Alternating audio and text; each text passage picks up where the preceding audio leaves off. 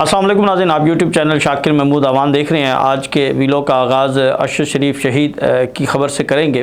उनकी वालदा जो हैं वो इस दुनिया फ़ानी से रुखसत हो गई हैं। 3 दिन पहले अरशद शरीफ शहीद की तीसरी बरसी थी और इस बरसी के मौके पर जो है उनकी अहलिया की जानिब से बहुत से इंकशाफात किए गए थे कि किस तरह उन्हें अरशद शरीफ शहीद की तस्वीर भेजी गई और उन्हें कहा गया कि देखें हमने अरशद शरीफ शहीद का क्या अंजाम किया है। आज उनकी वालदा जो है वो इस दुनिया फ़ानी से रुखसत हो गई हैं। वो 3 साल तक मुसलसल इंतज़ार करती रहीं कि उनके बेटे को इंसाफ मिलेगा, उनके बेटे को कत्ल करने वाले जो हैं वो इंसाफ के कटहरे में आएंगे। और आज वो हसरत लेकर इस दुनिया फ़ानी से रुखसत हो गई और एक आर्जी अदालत से एक अब्दी अदालत की जानिब गई हैं और वहाँ पर इंसाफ भी होगा, वहाँ पर सज़ा भी मिलेगी और हम सब ने वहाँ पर जाना है। इस हवाले से आज वसीम मलिक का एक ट्वीट मैं देख रहा था, वो आपके सामने रख देता हूँ। वसीम मलिक ये लिखते हैं कि मुझे आज भी वो लम्हा याद है जब अरशद शरीफ शहीद की वालदा मरहूमा सोमोटो केस में चीफ जस्टिस बंदयाल की अदालत में इंसाफ की उम्मीद लिए आईं। उन्होंने एक लिफाफे में 5 नाम लिखकर चीफ जस्टिस के हवाले किए ताकि मुल्ज़िमान के ख़िलाफ़ FIR दर्ज हो सके। बंदयाल साहब ने लिफाफा खोला, नाम पढ़े तो चेहरे के तासुरात बदल गए। फिर उन्होंने अपने दाएं बाएं बैठे जजेस को वो नाम दिखाए। वो लिफाफा बंद करते हुए कहा कि आपने तो ताकतवर लोगों के नाम दे दिए हैं।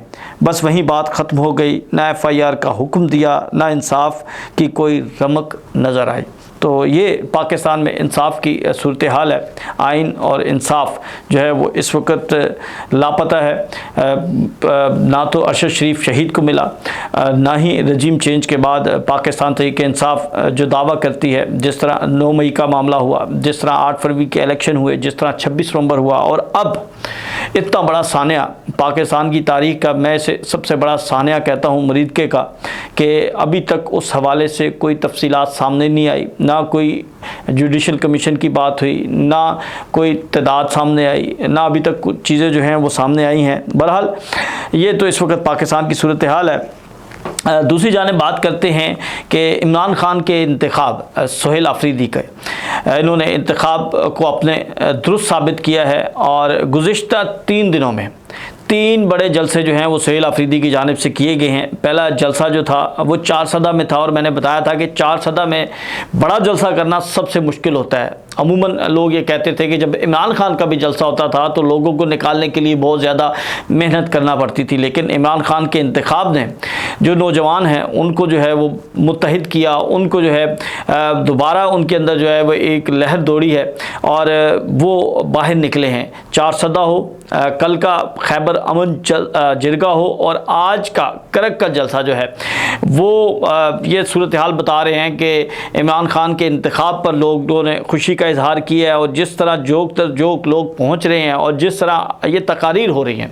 आज समीना पाशा ये लिखती हैं कि सुहेल आफरीदी के इंतखाब के बाद जुनैद अकबर फ्रंट फुट पर खेल रहे हैं और खुलकर बात कर रहे हैं, फ्रंट फुट पर बैटिंग कर रहे हैं। यानी सुहेल आफरीदी के इंतखाब में पाकिस्तान तहरीक इंसाफ की जो लीडरशिप है वो भी खुश है और वो भी इस इंतखाब को दुरुस्त समझती है। और आज जिस तरह सैकड़ों हज़ारों की तादाद में लोग जो हैं वो करक में पहुँचे और उन्होंने एतमाद का इजहार किया और सुहेल आफरीदी ने एक मरतबा फिर बात की। उन्होंने कहा कि जिस तरह उनको हटाने के लिए कोशिश की गई, जिस तरह उनके रास्ते में पत्थर अटकाए गए, जिस तरह उनको रोकने की कोशिश की गई, उसके बावजूद वो पंजाब के वो खैबर पख्तूनख्वा के वज़ीर आला नामज़द हुए, न सिर्फ नामज़द हुए बल्कि कामयाब हुए। तो अब सूरत हाल ये है कि सुहेल आफरीदी की जानिब से एक बड़ी अनाउंसमेंट की गई है।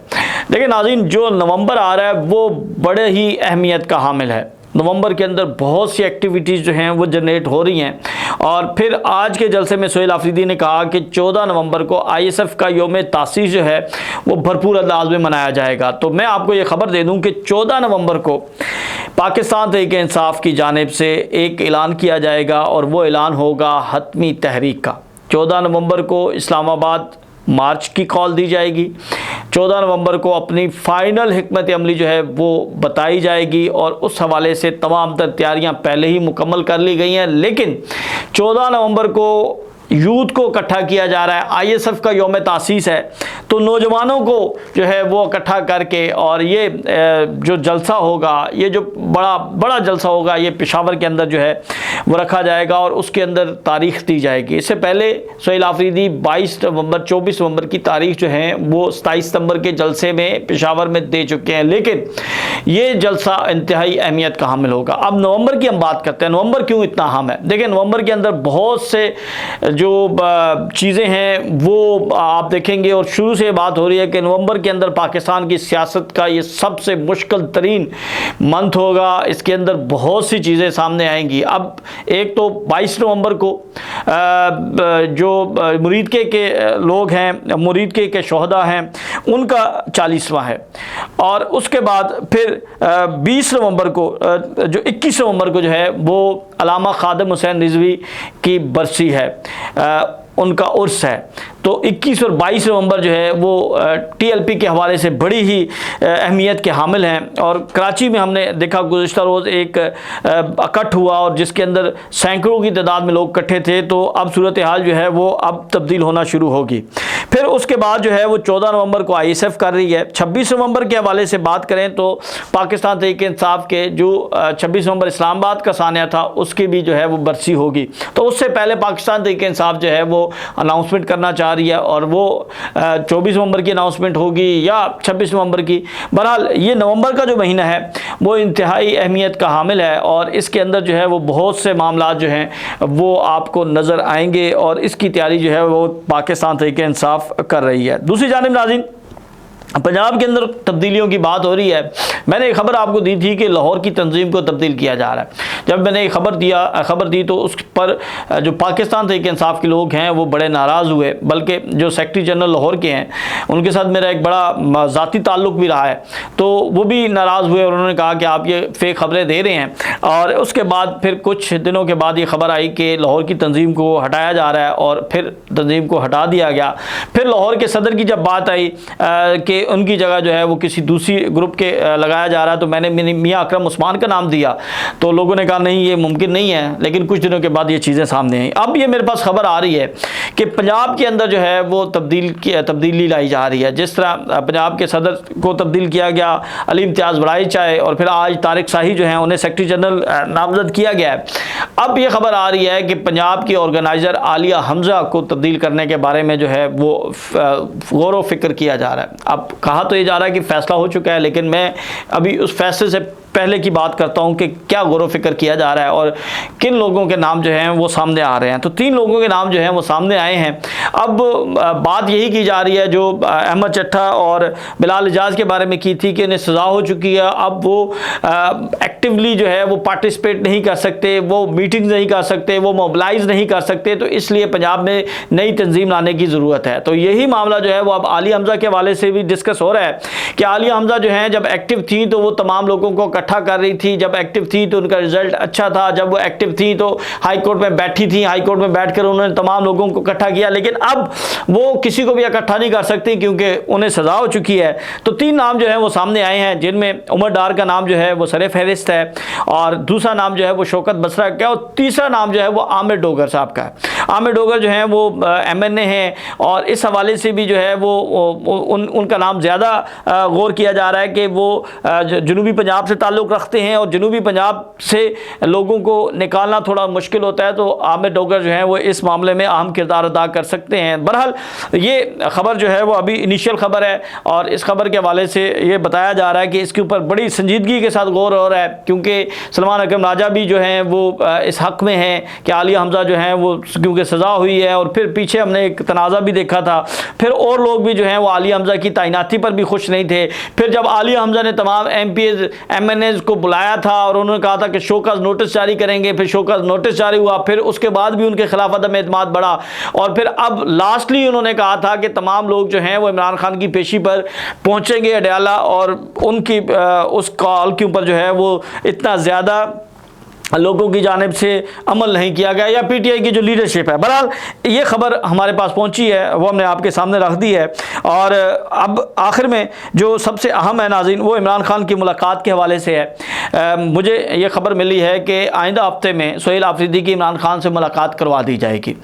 अब ये मुलाकात करवाने से पहले जो तमाम तर इंतज़ामात थे वो किए गए कि सोहेल आफरीदी जो हैं वो किसी सूरत जो है वो कोई पॉलिटिकल डिस्कशन ना कर सकें, और फिर ये 265 जो रूल्स थे उसकी बहाली का मकसद भी यही है कि अब इमरान खान से जो मुलाकात हो उसकी सियासी तौर पर जो है वो बाहर गुफ्तगू ना हो सके। बहरहाल ये कहा जा रहा है कि क्योंकि अदालत की जानिब से हुक्म था और इस फैसले के बाद जब लास्ट टाइम मुलाकात नहीं करवाने दी गई तो बहुत ज़्यादा जो है वो तज़हीक हुई, और नून लीग के लोग अंदर से भी ये कह रहे हैं कि ये करवा देनी चाहिए मुलाकात, और इस मुलाकात के ऊपर संजीदगी से गौर किया जा रहा है और कहा यह जा रहा है कि आइंदा हफ्ते जो है वो सोहेल आफरीदी की मुलाकात करवा दी जाएगी, और इस मुलाकात में जो पाबंदी लगाई गई है वही 265 वाली है। बहरहाल आज जो बात की है सोहेल आफरीदी ने, उन्होंने कहा था कि पूछ कर बताता हूँ, तो उसके ऊपर उन्होंने वजाहत दी कि जब उन्होंने वज़ीर आज़म को कहा कि आप जो हैं वो मेरी मुलाकात करवाएं, तो वज़ीर आज़म ने कहा कि पूछ कर बताता हूँ। तो फिर उन्होंने कहा कि जब मुझे वज़ीर आज़म ने कॉल की कि आई मीटिंग के लिए, तो फिर मैंने कहा कि मैं इमरान खान से पूछ कर बताऊँगा। नाज़रीन एक और अहम खबर आपके सामने रखनी है। हामिद खान साहब का मैंने एक इंटरव्यू किया था, जिस इंटरव्यू के अंदर उन्होंने ये कहा था कि पंजाब बार कौंसिल के जो इलेक्शन होने जा रहे हैं उसमें सरकारी वकला को बतौर प्रिजाइडिंग अफसर, बतौर पोलिंग ऑफिसर जो है वो तैनात किया जा रहा है, और इस हवाले से पंजाब बार कौंसिल का ये फैसला, पंजाब पाकिस्तान बार कौंसिल का ये फैसला हुआ। तो उस पर एडवोकेट जनरल पंजाब अमजद परवेज़ साहब ने रब्ता किया और उन्होंने इसकी वजाहत की और इस खबर की तरदीद की। उन्होंने कहा कि हामिद खान साहब जो हैं वो हमारे सीनियर हैं, और फिर जो वकला पॉलिटिक्स में उनकी एक रिस्पेक्ट है, तो उनका ये कहना था कि उनकी जानिब से ये जो दावा किया गया है इस दावे में कोई हकीकत नहीं है।